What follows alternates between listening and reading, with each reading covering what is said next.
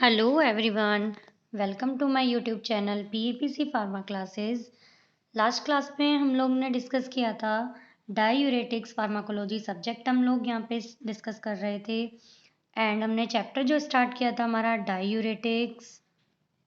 Diuretic जो chapter है, जो ये वर्ड है डायूरेटिक, इसका मतलब आप सभी समझ गए होंगे कि ये वो ड्रग हैं जो कि बॉडी के अंदर यूरिन का फॉर्मेशन इंक्रीज करते हैं।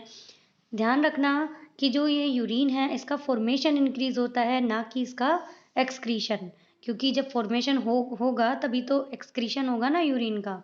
इसीलिए डायूरेटिक ड्रग जो है वो यूरिन का फॉर्मेशन इंक्रीज करते हैं और ये बॉडी के अंदर सोडियम और वाटर का कंटेंट यूरिन में बढ़ाते हैं। सोडियम का लॉस होता है वाटर के अंदर, इसीलिए इन्हें नाइट्रियूरेटिक ड्रग बोलते हैं। इसके बाद हमने इसका क्लासिफिकेशन देखा था, loop diuretic, thiazide, thiazide like, और ये डिफरेंट डिफरेंट टाइप के डायूरेटिक्स थे। इनके अंदर डिफरेंट डिफरेंट ड्रग्स थी, इन सभी के बारे में हमने डिस्कस यहाँ पे किया था। इसके बाद हमने देखा था यहाँ पे कि ये जर्नल नेफ्रॉन की स्ट्रक्चर, नेफ्रॉन के अंदर यहाँ पे ये ब्लड है, यहाँ से ये फिल्टर होगा, बोमेन कैप्सूल पूरा यहाँ से आएगा। First side proximal tubule, second side loop of Henley, इधर थर्ड साइड डिस्टल ट्यूब्यूल, इधर fourth side collecting duct. First side पे जो ड्रग्स काम करती हैं, एक तो वो आपकी ऑस्मोटिक डायूरेटिक्स हैं जो कि यहाँ पे पीटी यानी प्रॉक्सिमल ट्यूब्यूल पे एक्ट करती हैं, और carbonic anhydrase inhibitor, acetazolamide, ethoxzolamide, डोरजोलामाइड।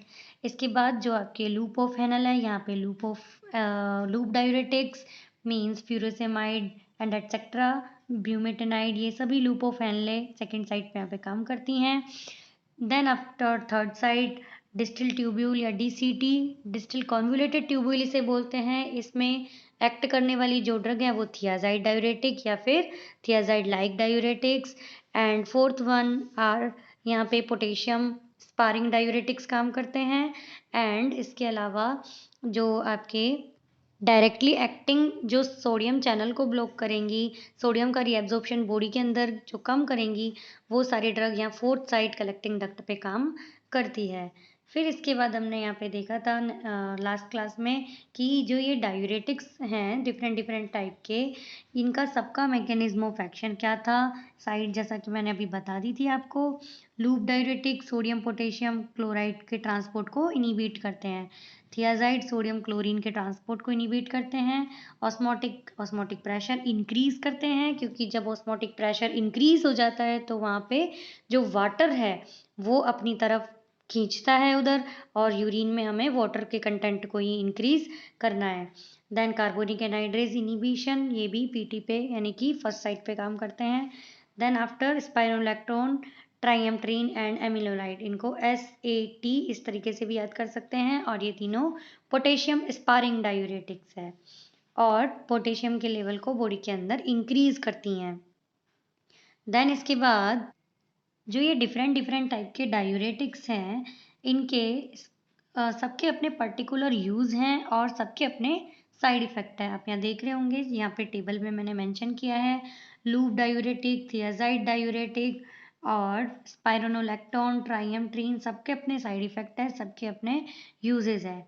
हम एक बार स्टार्ट करते हैं लूप डायूरेटिक से कि पर्टिकुलर लूप डायूरेटिक के क्या यूज़ हैं और उसके क्या साइड इफ़ेक्ट है। लूप डायूरेटिक आपको, जैसा कि मैंने लास्ट क्लास में भी बताया था, लूप डायूरेटिक एक स्ट्रॉन्गली एक्टिव डायूरेटिक है, यानी कि ये बहुत ज़्यादा स्ट्रॉन्गली काम करते हैं, और इनको दूसरा नाम हाई सीलिंग डायूरेटिक्स भी इन्हें हम बोल सकते हैं। यानी ये हाई एफिकेसी डायूरेटिक में की कैटेगरी में आते हैं।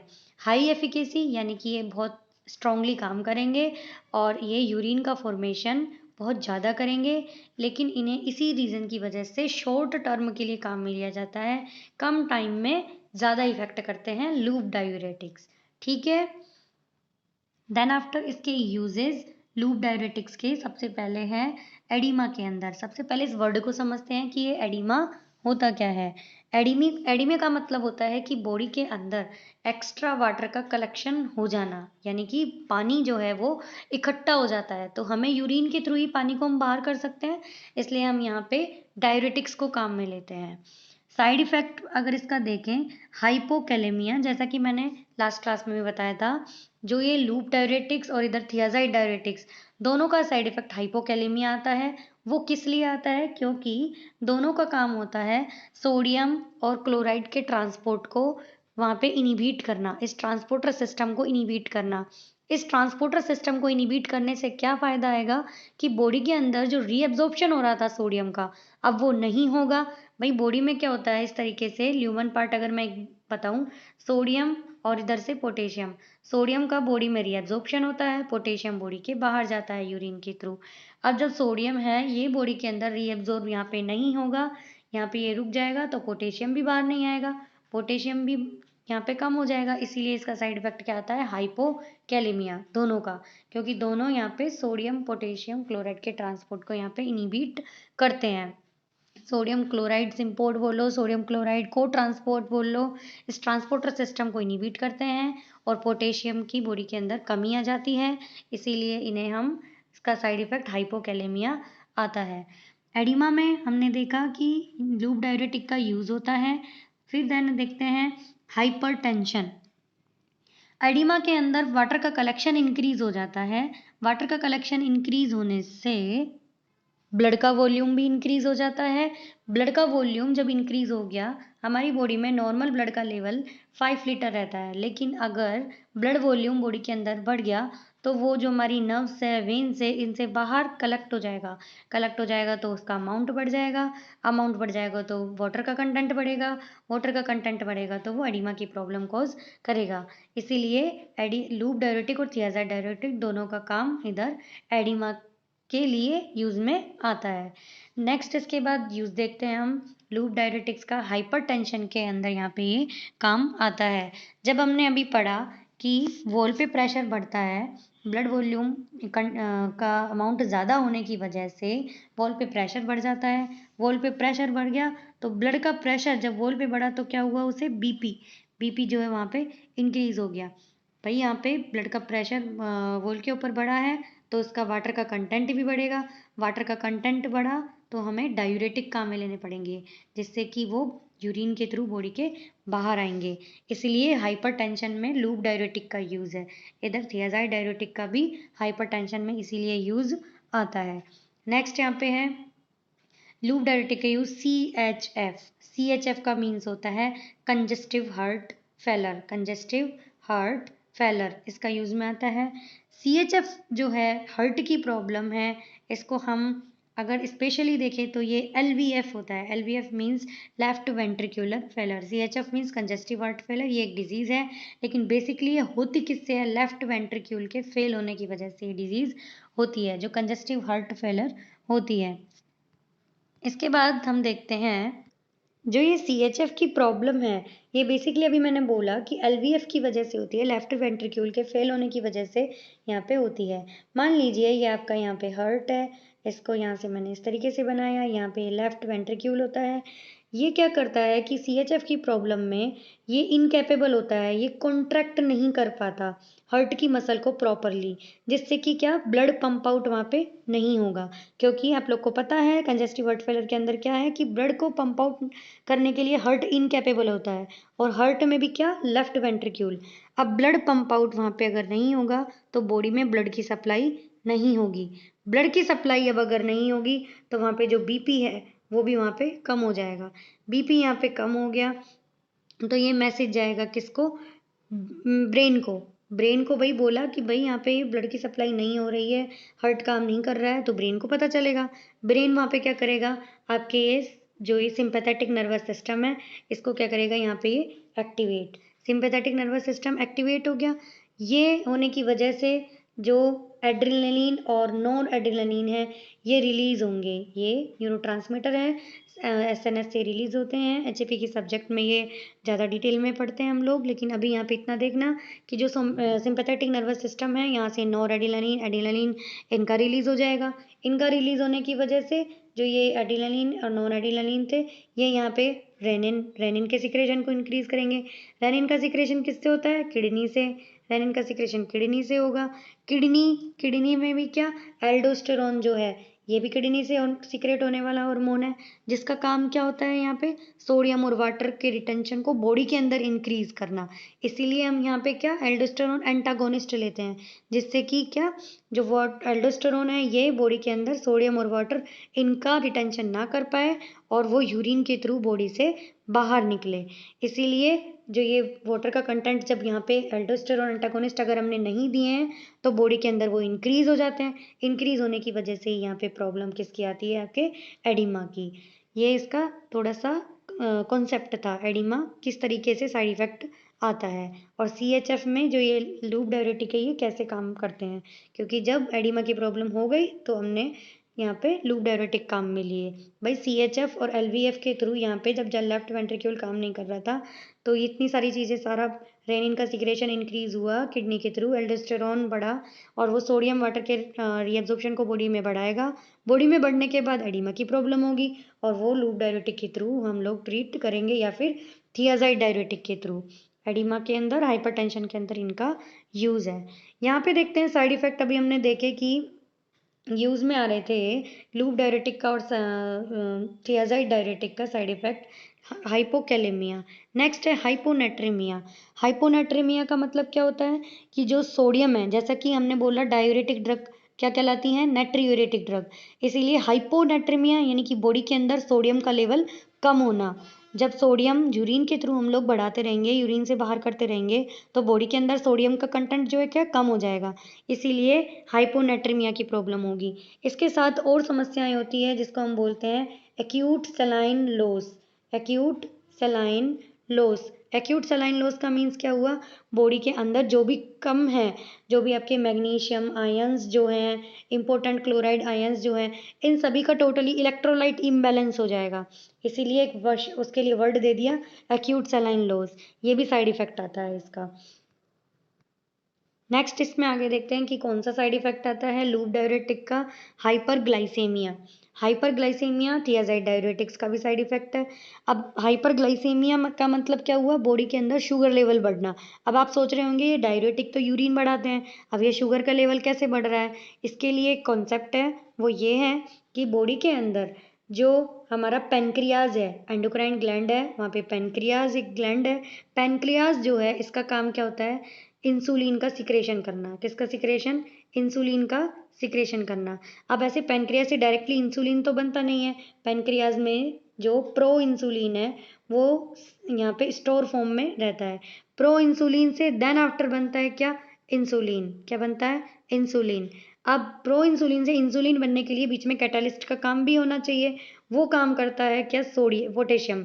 पोटेशियम का काम होता है कि प्रो इंसुलिन की हेल्प करना इंसुलिन में बदलने के लिए, चेंज होने के लिए, जिससे कि इंसुलिन क्या करेगा, फिर वापस जो ग्लूकोज है उसके लेवल को कंट्रोल करेगा कि बॉडी में शुगर ना हो। लेकिन यहाँ पे हम लोग काम में ले रहे हैं लूप डायरेटिक या फिर थियाजाइड डायरेटिक। ये क्या कर रहे हैं, हाइपोकैलेमिया, बॉडी के अंदर हो रही है पोटेशियम की कमी। अब बॉडी के अंदर पोटेशियम की कमी यहाँ हो रही है तो प्रो इंसुलिन से इंसुलिन नहीं चेंज हो पाएगा।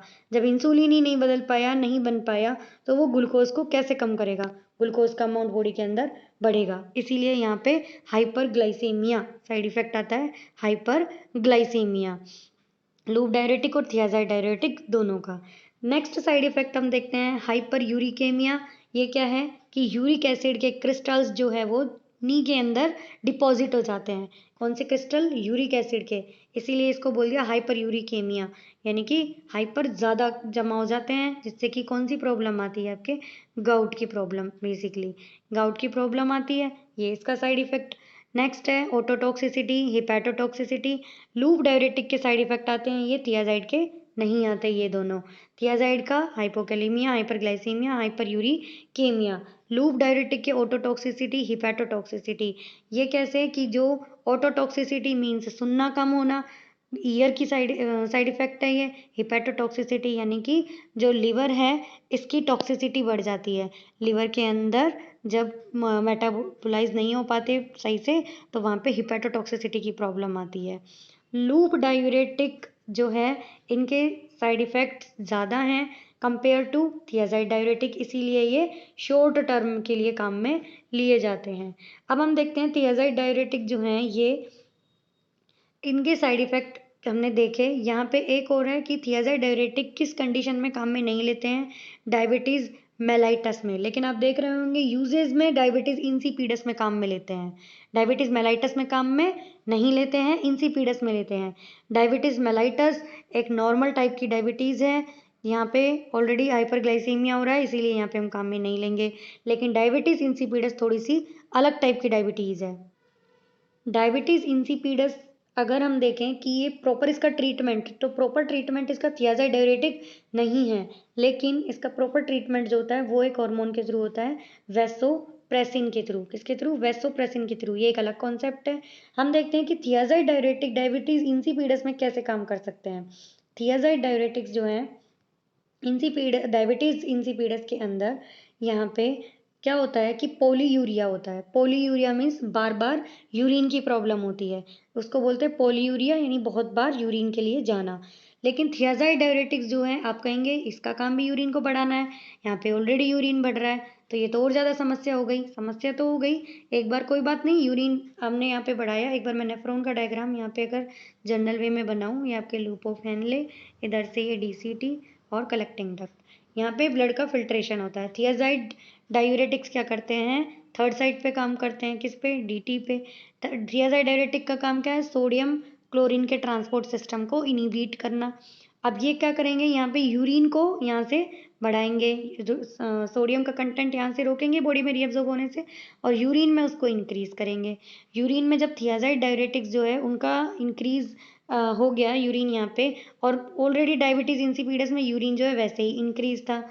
अब यहाँ पे आ जाएगी क्या? पानी की कमी। पानी की कमी आ गई तो ऑस्मोटिक प्रेशर यहाँ पे इंक्रीज हो जाता है। ऑस्मोटिक प्रेशर जब इंक्रीज हो गया तो वो पानी को खींचेगा अपनी तरफ, और यहाँ से यूरिन जो है वो कम होने लगेगा। ये एक डिफरेंट टाइप का मैकेनिज्म है थियाज़ाइड डाययूरेटिक्स का, जो कि थोड़ी हेल्प करता है डायबिटीज़ इंसिपिडस में। लेकिन प्रॉपर ट्रीटमेंट जो थियाज़ाइड डाययूरेटिक का है वो क्या है? वैसोप्रेसिन के through he only. I hope आपको ये समझ में आए होंगे लूप डाययूरेटिक और थियाज़ाइड डाययूरेटिक के यूजेज एंड साइड इफेक्ट्स। आगे चलते हैं कि इसके अंदर क्या काम में आएंगे। आगे देखते हैं हम स्पाइरोनोलेक्टोन, ट्राइएम्ट्रीन और ये पोटेशियम स्पारिंग जो डाययूरेटिक्स है, ये कैसे यहाँ पे हेल्प करते हैं। स्पाइरोनोलेक्टोन इसमें एक और ड्रग इंक्लूड हो सकती है जिसका नाम है एप्रीनोन। ये पोटेशियम के लेवल को बॉडी के अंदर इंक्रीज करती हैं। ट्राइएम्ट्रीन, एमिलोराइड, ये भी पोटेशियम को लेवल को इंक्रीज करती हैं, इसीलिए इनका साइड इफेक्ट आता है हाइपरकैलेमिया। इधर स्पाइरोनोलेक्टोन जो है इसका एक एक्टिव मेटाबोलाइट भी होता है। एक्टिव मेटाबोलाइट का नाम होता है कैनरीनोन। क्या होता है? कैनरीनोन एक्टिव मेटाबोलाइट का नाम होता है। स्पाइरोनोलेक्टोन, एपिनिनोन, ट्राइएम्ट्रीन, एमिलोराइड, ये सभी पोटेशियम स्पारिंग डाययूरेटिक्स हैं जो कि बॉडी में पोटेशियम के लेवल को इंक्रीज करती हैं, इसीलिए इनका साइड इफेक्ट हाइपरकैलेमिया आता है। नेक्स्ट साइड इफेक्ट देखते हैं हम लोग यहाँ पे क्या, गायनेकोमेस्टिया, इम्पोर्टेंस और हिर्सुटिज्म। इनको समझते हैं ये क्या होते हैं और ये कैसे साइड इफेक्ट आते हैं। यहाँ पे हम लोग देखेंगे जो स्पाइरोनोलेक्टोन है, ये इसके अंदर जो रिंग सिस्टम है केमिस्ट्री के अकॉर्डिंग वो होता है स्टीरोइडल रिंग सिस्टम। कौन सा होता है? Steroidal ring system. जो ये बॉडी में अपने हॉर्मोन्स होते हैं, प्रोजेस्ट्रॉन, एस्ट्रोजन, ये सभी इनके अंदर भी कौन सा रिंग सिस्टम होता है? Steroidal system. जब हम बार बार ये ड्रग्स को काम में ले रहे होते हैं स्पाइरोनोलेक्टोन को, तो बॉडी के अंदर जो हार्मोनल बैलेंस है वो हो जाता है क्या? डिस्टर्ब। क्या हो जाता है? डिस्टर्ब। जिसकी वजह से ये साइड इफेक्ट्स सारे हार्मोनल इम्बैलेंस की वजह तरफ से आते हैं। कौन से? Importance, gynaecomastia, hirsutism. इम्पोर्टेंस का मीन्स होता है कि जो हमारे ये इजैकुलेटरी सिस्टम है, इरेक्टाइल डिस्फंक्शन जो है, इजैकुलेटरी सिस्टम जो है इसका सही से यहाँ पे वर्क नहीं कर पाना और इरेक्टाइल डिस्फंक्शन जल्दी हो जाना, इसीलिए यहाँ पे ये आता है क्योंकि ये हार्मोनल इम्बैलेंस से रिलेटेड प्रॉब्लम है, इसीलिए इम्पोर्टेंस की प्रॉब्लम होती है।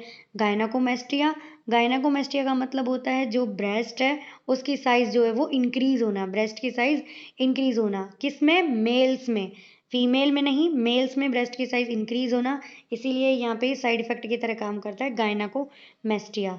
हिर्सुटिज्म, हिर्सुटिज्म का मतलब क्या होता है? हेयर्स की ग्रोथ। हेयर्स की ग्रोथ फीमेल्स के अंदर नॉर्मली होती है, लेकिन जो ये मेल्स हैं इनके अंदर हेयर की ग्रोथ जो है ये आने लग जाती है, इसीलिए हिर्सुटिज्म की यहाँ पे प्रॉब्लम होती है। तो ये सारे के सारे जो इम्पोर्टेंस गायनेकोमेस्टिया हिर्सुटिज्म है, ये सारे एंडोक्राइन डिसफंक्शन है, इनकी साइड इफेक्ट्स है स्पाइरोनोलेक्टोन के। नेक्स्ट देखते हैं ट्राइएम्प्टीन एमिनोराइड। ये पोटेशियम स्पायरिंग डायरेटिक है जिसका साइड इफेक्ट हाइपरकैलेमिया आता है, क्योंकि लूप डायरेटिक और थियाजाइड डायरेटिक इनके साथ में ये काम में लिए जाते हैं। बोथ टाइम के डायूरेटिक जो है, जो लूप डायूरेटिक है और ये स्ट्रॉन्ग कैटेगरी डायूरेटिक है। थियाजाइड जो है मीडियम इफेकेसी डायूरेटिक है। लूप डायूरेटिक को हाई सीलिंग डायूरेटिक बोलते हैं या हाई एफिकेसी डायूरेटिक बोलते हैं। थियाजाइड्स को थियाजाइड लाइक डायूरेटिक दोनों को मीडियम एफिकेसी डायूरेटिक बोलते हैं। स्पाइरोनोलेक्टोन, ट्राइएम्प्टीन एमिलोराइड यानी पोटेशियम स्पायरिंग जो डायूरेटिक्स है, ये एक वीक टाइप के डायूरेटिक है जो कि लूप और थियाजाइड के साथ काम में लिए जाते हैं। नेक्स्ट देखते हैं ऑस्मोटिक डायूरेटिक। ऑस्मोटिक डायूरेटिक का काम सेरिब्रल एडिमा के अंदर होता है और इसका साइड इफेक्ट आता है हेडक, जो कि बेसिकली मेन आता है मैनिटोल से। किससे? मैनिटोल से इसका साइड इफेक्ट आता है हेडक।